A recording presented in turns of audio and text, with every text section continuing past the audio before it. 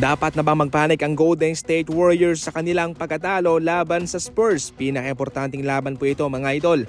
Pero ang malaking katanungan sa ngayon ay dapat na ba nilang magpanik? Malalaglag ba sila sa play-in bracket? Ano ang kanilang gagawin? Well, mayroon pang dalawang labang natitira itong Golden State Warriors mga idol. Sa ating nakarang balita, kinakailangan lang nilang maipanalo ang dalawa sa kanilang tatlong laban para makapasok sa playoff. Definitely, laban sa Spurs, ito yung pinaka-importante. Kasama yung Portland Trail Blazers considering na ang Spurs at ang Blazers kung sa papel ay hindi naman masyadong kalakasan.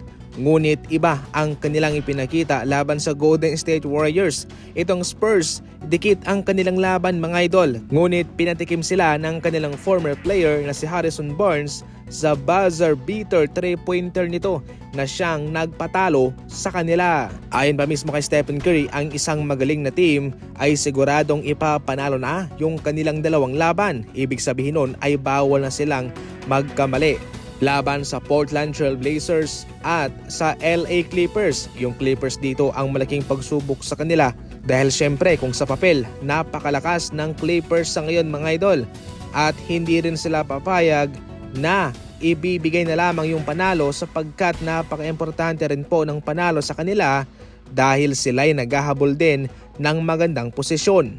So ang malaking katanungan, dapat bang magpanik ang Golden State? Well, definitely 50-50. Kung kanilang magagawang maipanalo ang kanilang huling dalawang laban ay okay pa sila.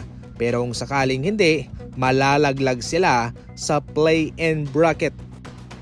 Pagkatapos ng sipakin si Coach Michael Malone, heto mga idol, lahat ng starter ng Denver Nuggets ay pumuntos lang naman ng 18 plus points laban sa Sacramento Kings. Naging balanse ang kanilang scoring dito mga idol.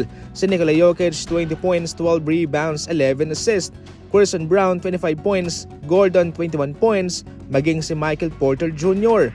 Si Pickett 18 points. Ito yung gusto ng former GM ng Nuggets na gamitin itong si Pickett kumpara kay Russell Westbrook.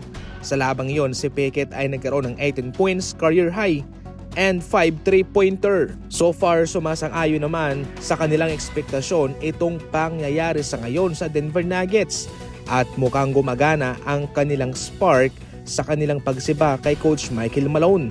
Ngayon sa playoff yung kanilang gusto, yung gustong makalayo-layo. Kaya abangan din natin to mga idol kung ano ang kanyang maibibigay nitong interim head coach ng Denver Nuggets. Ngayong siya na ang may hawak ngayon sa koponan ni Coach Michael Malone noon. Para sa mga fast break balita, tumutok lang palagi, and as always, maraming salamat po sa panonood.